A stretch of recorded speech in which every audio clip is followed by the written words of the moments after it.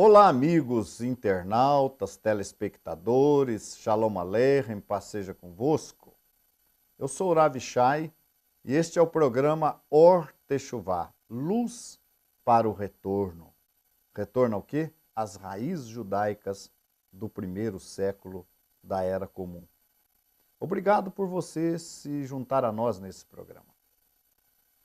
Nós vamos dar sequência nos temas que estamos discutindo por enquanto, sobre o papel de Israel.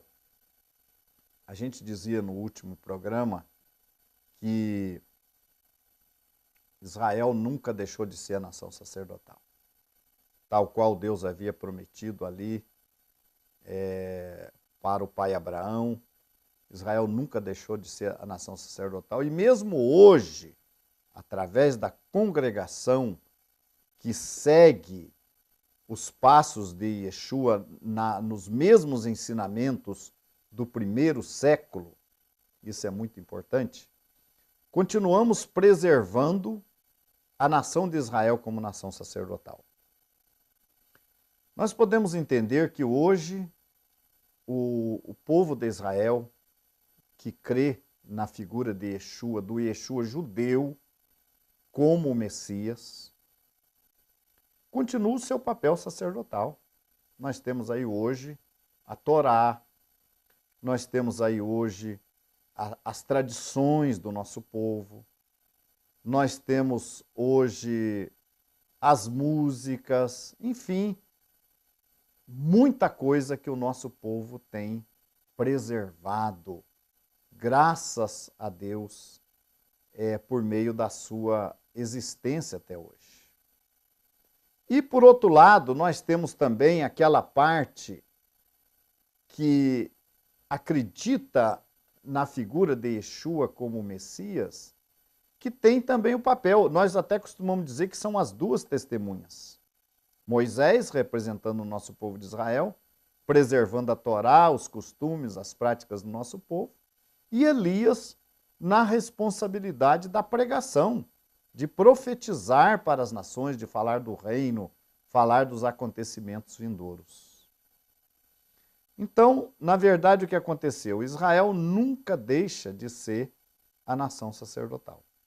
E a gente concluiu o programa dizendo que nos dias do Mashiach, no reino vindouro, quando vem a Mashiach, e quando ele se assentar no trono de Davi e começar o seu reino de restauração da terra, do planeta, que é um reinado de 1000 anos,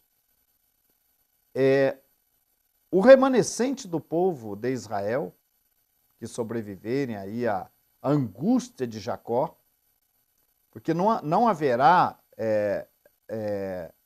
telespectador, uma grande tribulação para as nações. Pelo menos antes que Mashiach venha, não haverá essa tribulação.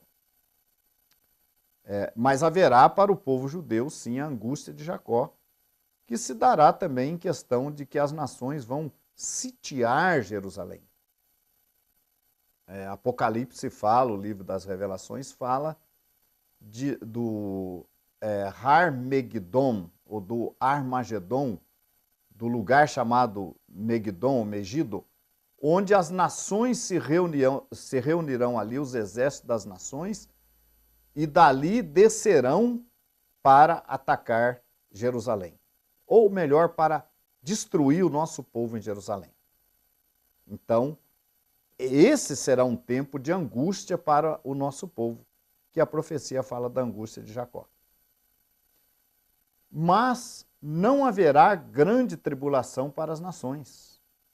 Isso o próprio Yeshua fala no seu evangelho. Ele diz o seguinte, que como foi nos dias de Noé, será também a vinda do Filho do Homem.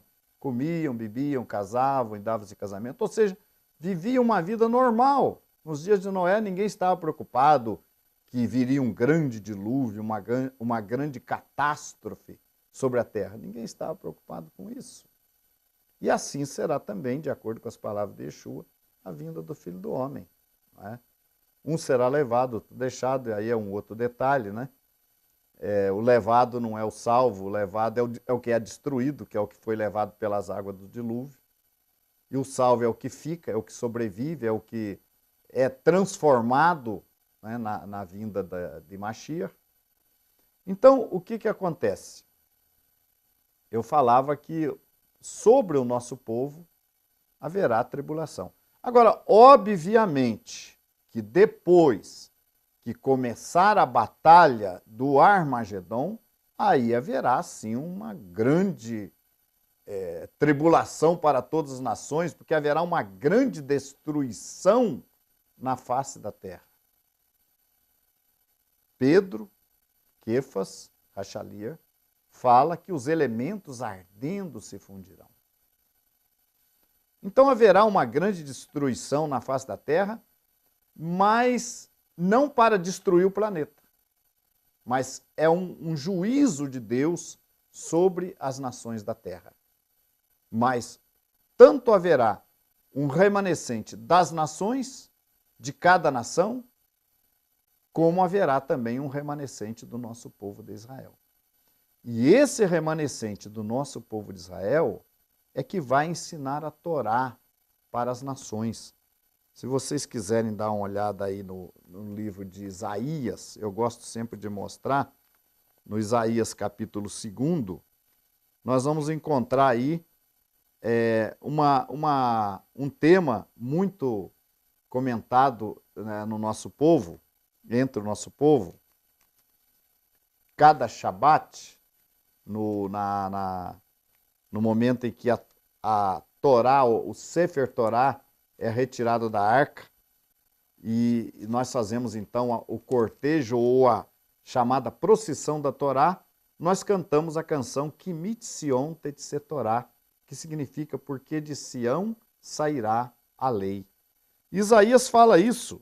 Isaías fala, e virão muitos povos, capítulo 2, versículo 3, e virão muitos povos e dirão, vinde e subamos ao monte do Senhor.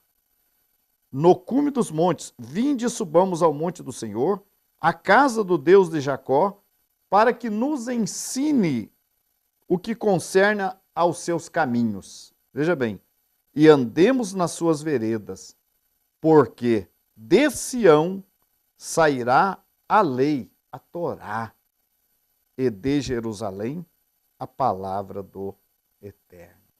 Então, nesta época, esse remanescente do povo de Israel irá divulgar para as nações.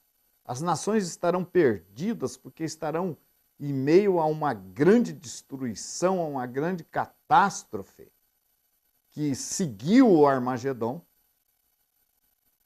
E então esse povo totalmente perdido, as nações totalmente perdidas, diz o profeta Zacarias no capítulo 8, que pegarão no tissite, na franja do talite, do vestido de um judeu, e dirão, iremos convosco, porque sabemos que Deus está convosco.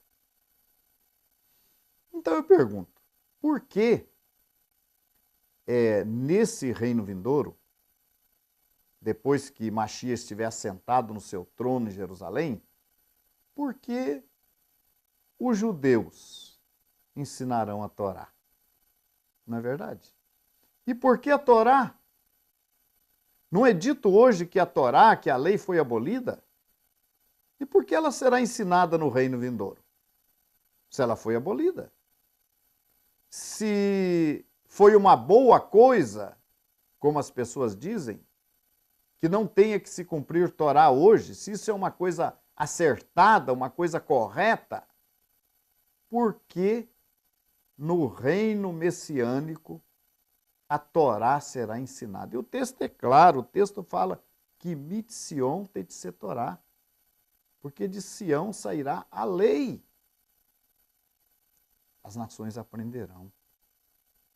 Gente, quando a gente fala em Torá, às vezes as pessoas não entendem. O que significa isso? A Torá. Nós vamos oportunamente mostrar para vocês um texto, o porquê da importância da Torá.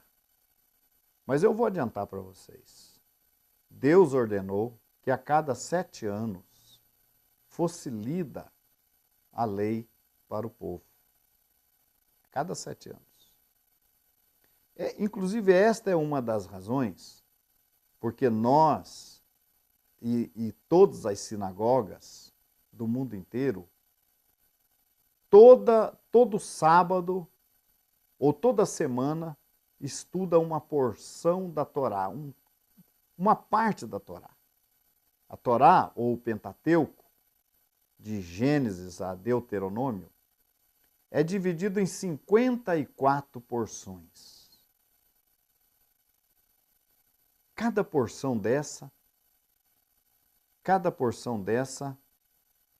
é estudada. 54, que são 54 Shabatotes, ou sábados, cada porção desta é chamada de Parashá. Cada Parashá é estudada no sábado.